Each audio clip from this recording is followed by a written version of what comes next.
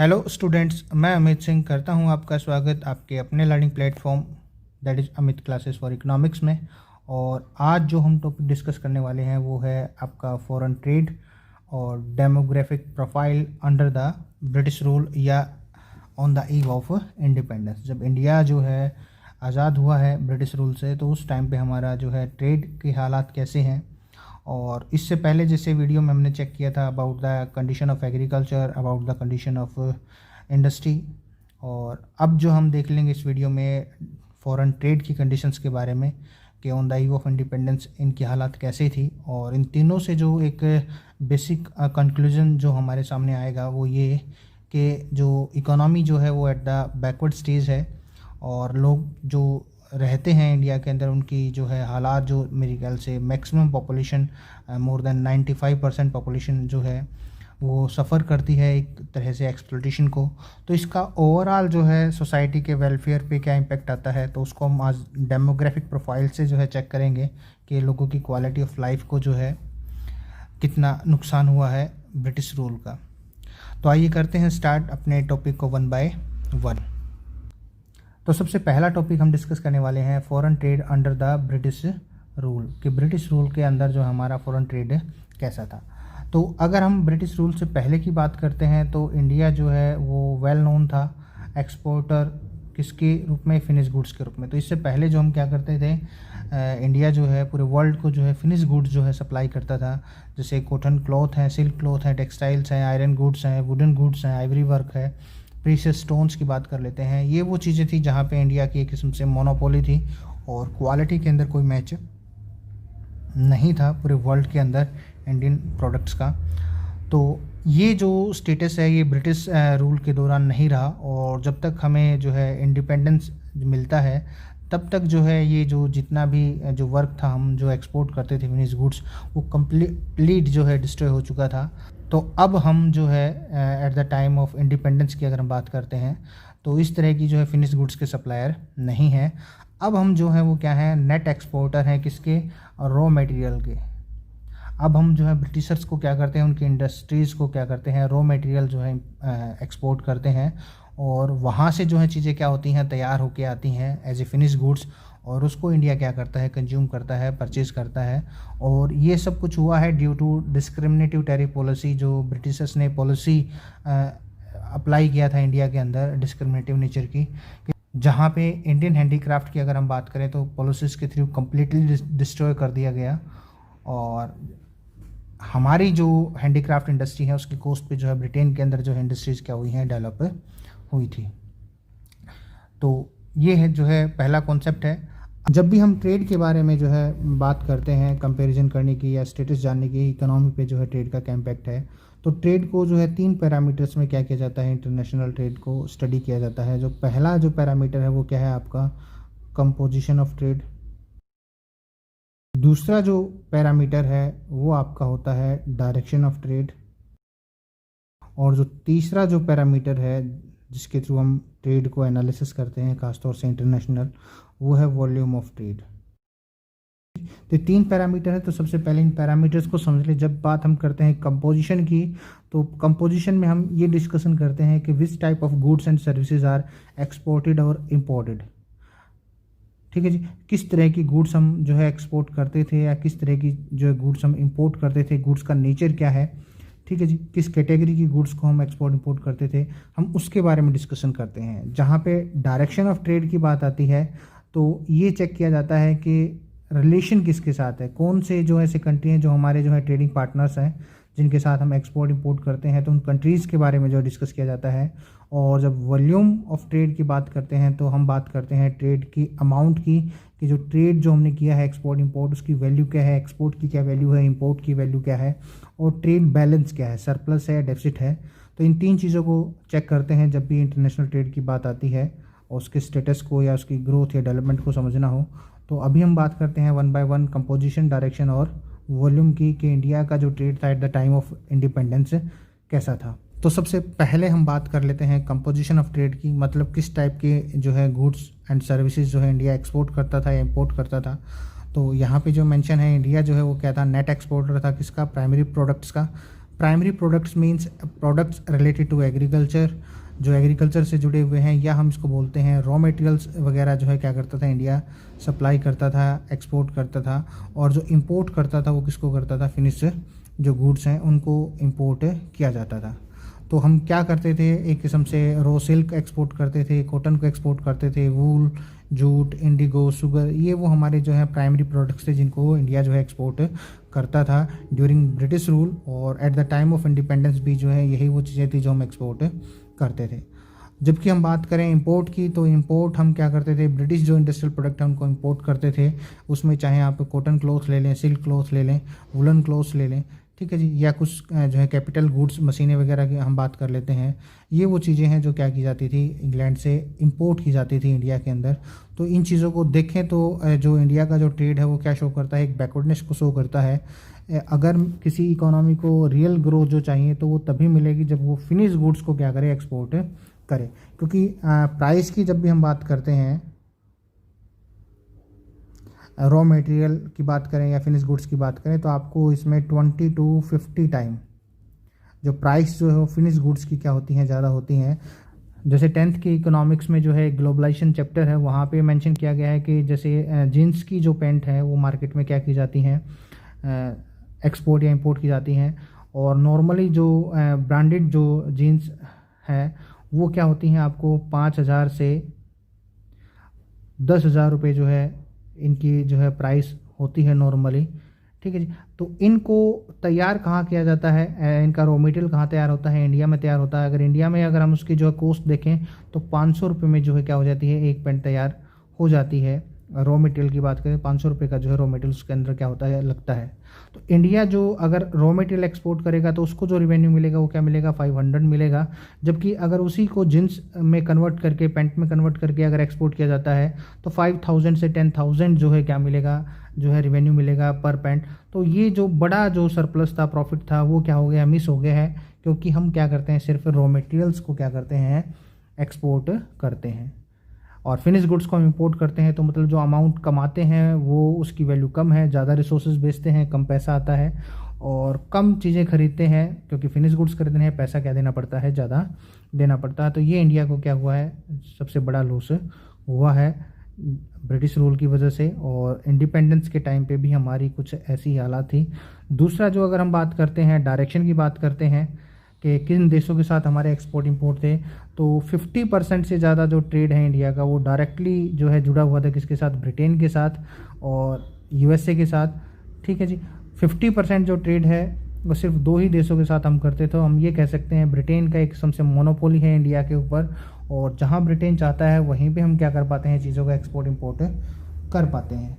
ये सिर्फ एक डाटा है, रियलिटी से कहीं ज़्यादा होगी। और वो हो सकता है कि आपका जो है 80 to 90% ट्रेड जो है ब्रिटिश जो है वो क्या करते हैं, ऑक्यूपाई करते हो at the time of independence, ठीक है जी। उसके बाद भी जो है सिचुएशन कुछ ऐसी ही बनी रही, धीरे धीरे जो है बदलाव आया है। तो उसको हम जो है हमारा जो 5th चैप्टर होगा इंडियाज़ फॉरेन ट्रेड, वहाँ पे डिस्कस करेंगे आज़ादी के बाद क्या चीज़ आया डायरेक्शन के अंदर। लेकिन आज़ादी से पहले या आज़ादी के टाइम पे अगर हम बात करें तो एक किस्म से ब्रिटेन की मोनोपोली है, जैसा वो चाहता है उसी कंडीशन पे हम क्या कर पाते हैं, ट्रेड कर पाते हैं। थर्ड जो पॉइंट है हमारा वॉल्यूम की, अगर हम बात करें किस अमाउंट में जो है ट्रेड पर जो है करते थे, हमारे एक्सपोर्ट की और इंपोर्ट्स की वैल्यू क्या थी, तो बहुत ज़्यादा कम थी, नेग्लिजिबल टाइप की थी। लेकिन एक चीज़ जो सबसे अच्छी थी वो क्या थी कि जो हमारा जो ट्रेड था वो सरप्लस में था। मतलब हमारे एक्सपोर्ट्स की वैल्यू ज़्यादा थी किससे, इंपोर्ट से। हमारे एक्सपोर्ट ज़्यादा थे, इंपोर्ट जो है अमाउंट में कम थे।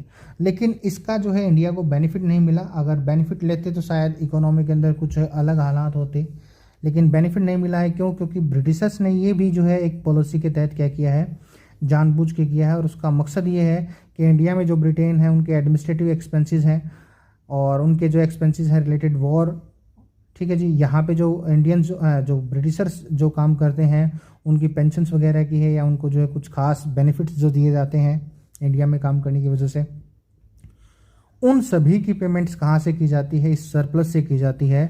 मतलब हम यहाँ पे कहेंगे कि ट्रेड के अंदर जो है सभी डिसमल फीचर्स जो हैं वो दिखाई दे रही हैं, कुछ भी जो है पॉजिटिव नहीं है। अगर हम बात करते हैं कंपोजिशन की, तो हम बैकवर्ड स्टेज का जो है ट्रेड कर रहे हैं। We are exporting raw material and importing finish goods. और अगर हम डायरेक्शन की बात करें तो एक देश की मोनोपोली के अंदर जो हमारा ट्रेड चलता है, जैसा वो चाहता है वैसा हम ट्रेड कर पाते हैं, उसी कंडीशन पे हम ट्रेड करते हैं।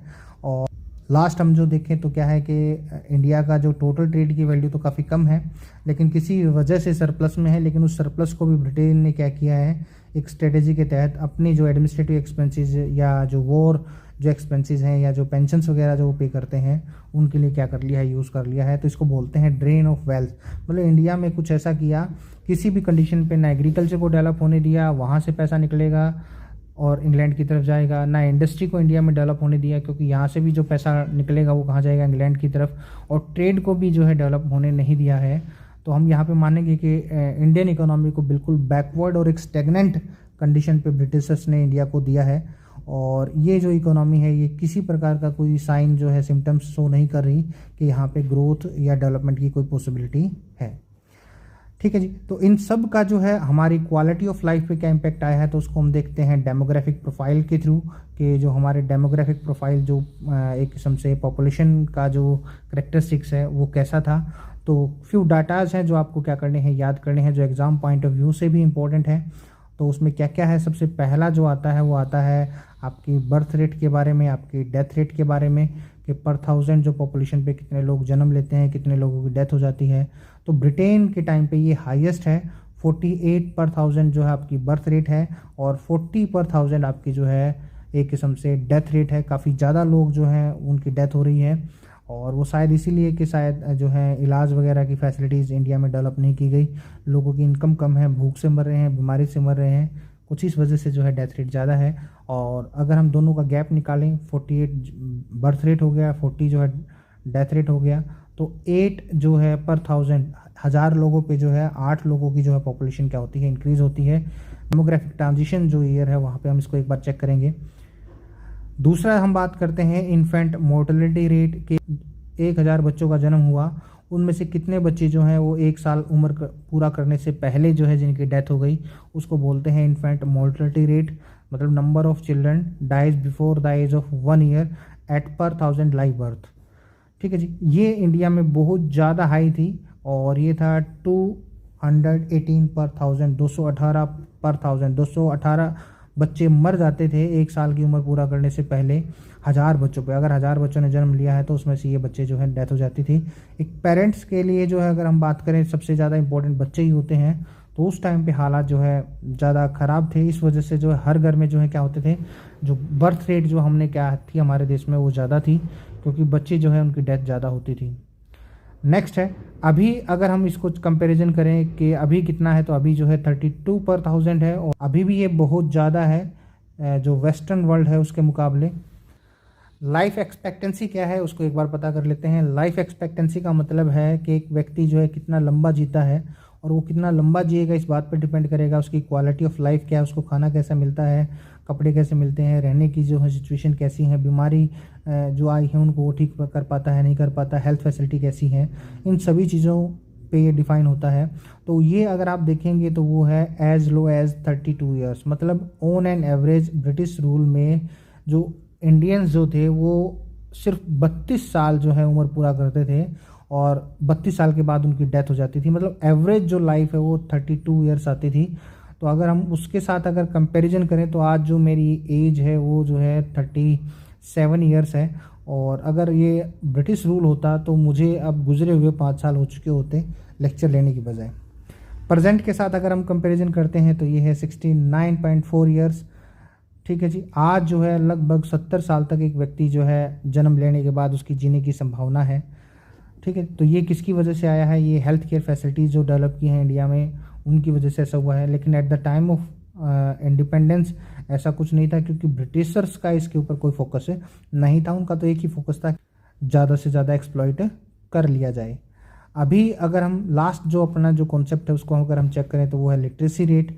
लिटरेसी का मतलब कितने जो लोग हैं वो लिखना पढ़ना जानते हैं एट पर 1000। तो 16% है, मतलब 100 में से सिर्फ 16 ही लोग जो हैं वो सिर्फ क्या कर सकते हैं, किसी लैंग्वेज में अपना नाम लिख सकते हैं, बता सकते हैं। समझ में आए ना आए वो एक डिफरेंट मैटर है। और अगर फीमेल की बात देखें तो ये सिर्फ 7% थी। तो हम ये कहें कि हालात जो हैं लिटरेसी के मामले में और मोर्टलिटी के मामले में, एक्सपेक्टेंसी के मामले में, बर्थ रेट, डेथ रेट, ये सभी जो चीज़ें क्या शो करती हैं, एक ऐसी इकोनॉमी के नेचर को दिखाती हैं, एक ऐसे पॉपुलेशन स्ट्रक्चर को दिखाती हैं जिनका एक्सप्लोटेशन बहुत ज़्यादा हुआ है। और इन सभी डाटाज़ को अगर वर्ल्ड के साथ कंपैरिजन करें तो हम बहुत नीचे पाते हैं अपने आप को। ऐसी इकोनॉमी को हमें उठाना है, आगे डेवलप करना है, तो चैलेंजेस बहुत ज़्यादा हैं। उसको कैसे करेंगे, तो जो इंडियन इकोनॉमी के जो नेक्स्ट जो चैप्टर है वहाँ पे हमारे जो एफर्ट्स जो हैं उनको रिकॉर्ड किया गया, जो हमने किए हैं इंडियन इकोनॉमी के इम्प्रूवमेंट के लिए, उनके रिजल्ट्स क्या है उनको भी हम धीरे धीरे डिस्कस करेंगे। और अभी हमें क्या न्यू चेंजेस लेके आने हैं, आपके ऊपर क्या जिम्मेदारी होगी as a student of economics, उनको जो है क्या किया जाएगा धीरे धीरे जो है, जैसे जैसे चैप्टर्स हमारे आगे चलेंगे हम डिस्कस करेंगे। ठीक है जी। तो यहाँ पे जो है मैक्सिमम जो हमारा काम जो है वो ख़त्म हो गया है। और आपका असाइनमेंट है, असाइनमेंट्स के अंदर कुछ क्वेश्चंस हैं, उनको आप कर लें। एक क्वेश्चन जो है मैं उसको थोड़ा सा डिस्कस कर लेता हूँ, बाकी चीज़ें आप स्टडी मैटर से क्या कर सकते हैं, पूरा कर सकते हैं। एक ईयर है 1921, इसको हम एक ग्रेट डिवाइड ईयर बोलते हैं। ये क्या है, तो ये डेमोग्राफिक प्रोफाइल के संदर्भ में ऐसा किया गया है कि अगर आप हमारी जो सबसे पहली जो सेंसस है वो 1881 में स्टार्ट हुई थी। देश की जो पॉपुलेशन की काउंटिंग और उसकी जो करेक्टरिस्टिक्स हैं उसको गिनना जो स्टार्ट किया था, उसके बाद से हर 10 साल बाद होती है। तो 81 से 91 की बात करें, फिर 91 से 01 1901 की बात करें, फिर 1911 की बात करें, और फिर 1921 की बात करें। तो ये हो गया 10, 20, 30, 40 साल। 40 साल के अंदर अगर हम देखें तो 21 जो आया है 1921, ये एक डिवाइड ईयर है। क्यों डिवाइड ईयर है, क्योंकि इससे पहले जो है अलग अलग सेंसस में हर 10 साल बाद जब पॉपुलेशन काउंट की जाती थी, एस्टिमेट की जाती थी, तो पता चलता था कि पॉपुलेशन कुछ जो डिकेड्स के अंदर बढ़ने की बजाय घट भी गई है। मतलब पॉपुलेशन के अंदर एक फ्लक्चुएशन चलता था, एक सेंसस में बढ़ गई कुछ करोड़ तो अगले सेंसस में कुछ करोड़ क्या हो गई, कम हो गई। और ये होता था लगातार, जो फेमाइन आते थे, ड्रॉट्स लाइक कंडीशन क्रिएट होती थी, एक्सप्लोटेशन है, पॉवर्टी है, भूखमरी है, ये सभी चीज़ें जो है रिस्पॉन्सिबल थी इस पॉपुलेशन में जो है कमी के लिए। और अगर हम इन सालों को जो है कंपैरिजन करें तो पॉपुलेशन के अंदर कोई जो ज़्यादा बड़ा इंक्रीमेंट नहीं आया है। 30 से 40 साल के अंदर सिर्फ 2 से 3 करोड़ जो है पॉपुलेशन क्या हुई है इंडिया की, जो है इंक्रीज हुई है ओवरऑल। लेकिन 1921 के बाद, 1921 के बाद क्या हुआ है कि इंडिया की जो पॉपुलेशन है वो कम नहीं हुई, लगातार क्या हुई है, इंक्रीमेंट आया है। और अगर हम 51 बात करें, 1951, तो ये एक और डिवाइड ईयर है, क्योंकि 21 से 51 का सेंसस, उसके बाद आपका क्या आ जाएगा 31 का, और उसके बाद 41, और उसके बाद 51 का सेंसस किया गया। उसके बाद से जो पॉपुलेशन जो ग्रोथ रेट आई है वो आपकी काफ़ी ज़्यादा आई है। मतलब यहाँ पे 1951 के बाद जो सेंसस आया उसमें पॉपुलेशन एक्सप्लोजन देखा गया। 1921 के बाद पॉपुलेशन बढ़ी 1951 तक, लेकिन उसमें इंक्रीमेंट जो है वो सिर्फ 1 करोड़ का है, 2 करोड़ का है, 3 करोड़ का है, कुछ इस तरीके के इंक्रीमेंट आए हैं। मतलब पॉपुलेशन अभी भी स्टेबल है, क्योंकि ब्रिटिश राज अभी भी चलता है, कोई ज़्यादा जो है कुछ हेल्थ फैसिलिटीज़ वगैरह डेवलप नहीं हुई। लेकिन आज़ादी के बाद जो है कुछ काम किए गए इस डायरेक्शन में, जिसकी वजह से पॉपुलेशन जो है वो बढ़ी, क्योंकि बर्थ रेट बहुत ज़्यादा थी और डेथ रेट एकदम जो है क्या आ गई, कम आ गई, जिसकी वजह से एकदम जो है पॉपुलेशन एक्सप्लोजन आया। और आज जो हम क्या हैं, एक अरब से ज़्यादा की पॉपुलेशन जो है इंडिया में लेके बैठे हुए हैं। तो ये क्वेश्चन है जिसको आपको क्या करना है, फ्रेम करना है। आपके पेज नंबर जो है, आपका पेज नंबर जो है क्या किया गया है, मेंशन किया गया है। पेज नंबर आपका 25, क्वेश्चन नंबर आपको क्या करना है, 4 करना है आपकी बुक से। ठीक है जी। तो यहाँ पे हमारा वीडियो ख़त्म होता है। Thank you.